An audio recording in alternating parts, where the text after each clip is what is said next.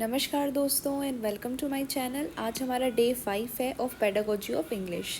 तो इससे पहले हमारे 4 डे कंप्लीट हो गए हैं और काफ़ी ज़्यादा हमारा सिलेबस कंप्लीट हो चुका है। लिंक आपको डिस्क्रिप्शन में मिल जाएगा या फिर ऊपर जो आई बटन आता है वहाँ पे क्लिक करके आप देख सकते हैं। तो आज हम स्टार्ट करते हैं हमारा डे नंबर 5। सबसे पहले जो NCF यानी नेशनल करिकुलम फ्रेमवर्क आया था 2005 में, इसके अंदर इंग्लिश या फिर लैंग्वेज के बारे में क्या बताया गया है सबसे पहले वो देखो।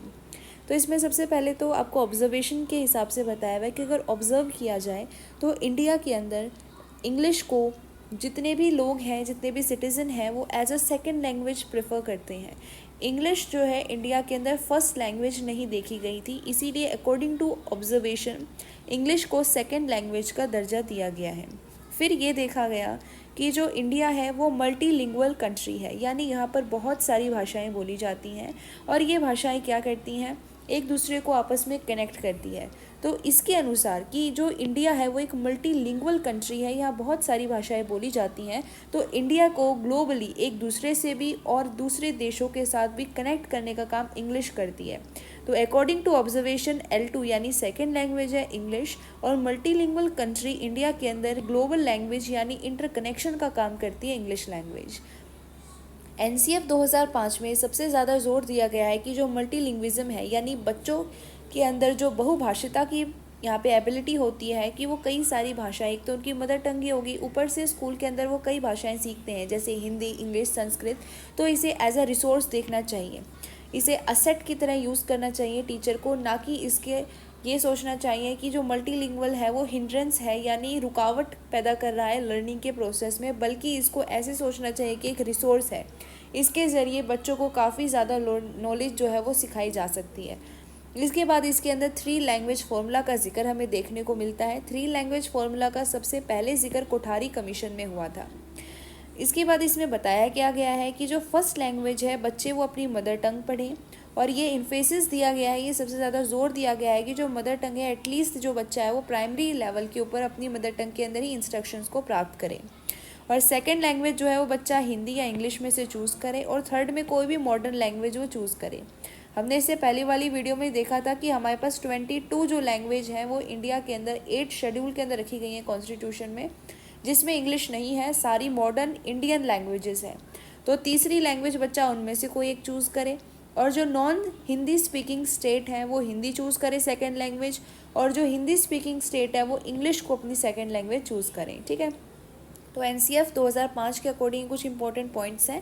इसके बाद हमारे पास हम चलते हैं कम्युनिकेशन स्किल्स में। हमने देखा था कि अगर मेन आप लिंग्विस्टिक स्किल की बात करते हो तो हमारे पास होती है listening, speaking, reading and writing. ये जो स्किल होती हैं ये हेल्प करती हैं हमारी लैंग्वेज को acquire as well as learn करने के लिए, यानी प्राप्त और सीखने दोनों के लिए हमें यहाँ पे तैयार भी करती हैं और हमारी मदद भी करती हैं। फिर हम लैंग्वेज की मदद से, जैसा हमें पता है, हम कम्युनिकेट करते हैं, इंटरेक्ट करते हैं, हम अपने आइडियाज़ को शेयर करते हैं, हम अपने थॉट्स को एक्सप्रेस करते हैं, हम लिख कर, बोल कर, इवन साइन लैंग्वेज के हेल्प से हम कम्युनिकेट करते हैं। तो कम्युनिकेशन स्किल अगर आपको अच्छी हो तो इसके अंदर 2 चीज़ें आती हैं, एक आता है BICS और एक आता है CALP, CALP। तो अगर आप BICS की बात करें तो ये बेसिक इंटरपर्सनल कम्युनिकेशन स्किल होती हैं। अगर किसी के अंदर ये बेसिक इंटरपर्सनल कम्युनिकेशन स्किल होती हैं तो वो direct interaction, face to face जो इंटरेक्शन होता है उसे काफ़ी अच्छे से कर पाते हैं। उनकी लिसनिंग स्किल्स, उनकी स्पीकिंग स्किल्स बहुत ही अच्छी होती हैं, वो बहुत ही अच्छे तरीके से अपने आइडियाज़ को या अपने मैसेज को कन्वे कर पाते हैं। तो अभी मैंने आपको जो 4 लिंग्विस्टिक स्किल बताई थी जिसमें इंसान की उन पर बहुत ही अच्छी पकड़ होगी, तो उनका जो BICS यानी जो उनकी बेसिक इंटरपर्सनल कम्युनिकेशन स्किल है वो भी बहुत अच्छी होंगी, वो डायरेक्ट इंटरेक्शन बहुत ही अच्छे से कर पाएंगे। फिर आता है CALP। CALP क्या होता है? ये कॉग्निटिव एकेडमिक लैंग्वेज प्रोफिशिएंसी होती है। ये ऐसी कम्युनिकेशन स्किल होती हैं जिसमें बच्चा अक्सर लिखकर या फिर पढ़कर बहुत ही अच्छे से अपने आप को एक्सप्रेस कर पाता है, खासकर राइटिंग के दौरान। ठीक है, जब बच्चा लिखता है तो अपने आप को बहुत ही अच्छे से कन्वे कर पाता है, एक्सप्रेस कर पाता है। अगर कोई बच्चा बहुत ही अच्छे से लिख पा रहा है तो कहीं ना कहीं हम कह सकते हैं कि उसकी एकेडमिक अचीवमेंट बहुत ही अच्छी होगी। तो जिस भी बच्चे का, जिस भी लर्नर का यहाँ पे काल्प जो यानी कोग्निटिव एकेडमिक लैंग्वेज प्रोफिशिएंसी होगी उसके अंदर, तो उसकी एकेडमिक अचीवमेंट बहुत ही अच्छी होगी। तो यहाँ से क्वेश्चन बनता है कि अगर आप BICS की बात करो तो ये डायरेक्ट इंटरेक्शन के बारे में बात करता है, लेकिन एकेडमिकली हमारा काल्प बात करता है, ठीक है। और इनका फुल फॉर्म आपको पता होना चाहिए। इसके बाद जो हमारे पास इंपॉर्टेंट टर्म आती है वो आती है LAC। अब ये क्या होती है? L for language, A for across and C for curriculum. Language across the curriculum. इसमें होता क्या है? इसमें ये जोर दिया गया है कि जो बच्चे हैं वो एक ही टाइम पर एक ही क्लास में मोर देन वन सब्जेक्ट से डील कर सकें, यानी हर जो सब्जेक्ट है उनके बीच में कुछ ना कुछ लिंक हो, बच्चों को ऐसा ना लगे कि एक सब्जेक्ट दूसरे सब्जेक्ट से बिल्कुल ही डिफरेंट है।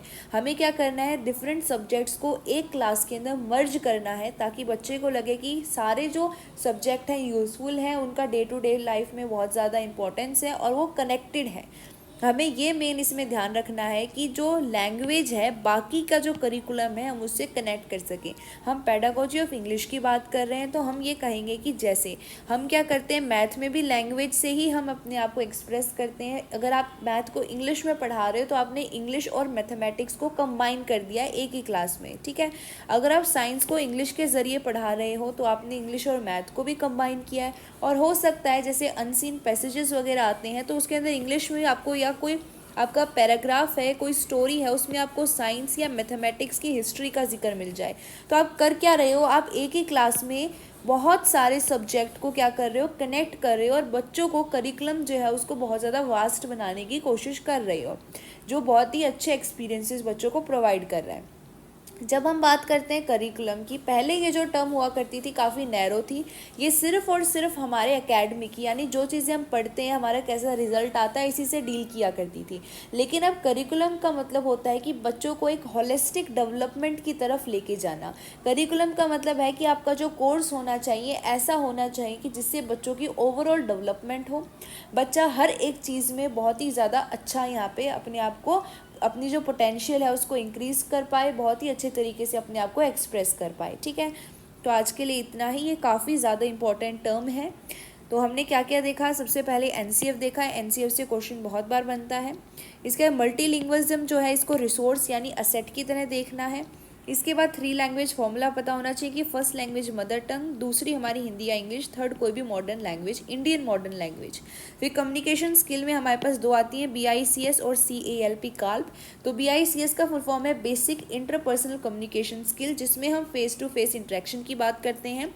और काल्प में हम बात करते हैं एकेडमिक अचीवमेंट की, जिसमें हमारी जो फुल फॉर्म है वो है कोग्निटिव एकेडमिक लैंग्वेज प्रोफिशिएंसी।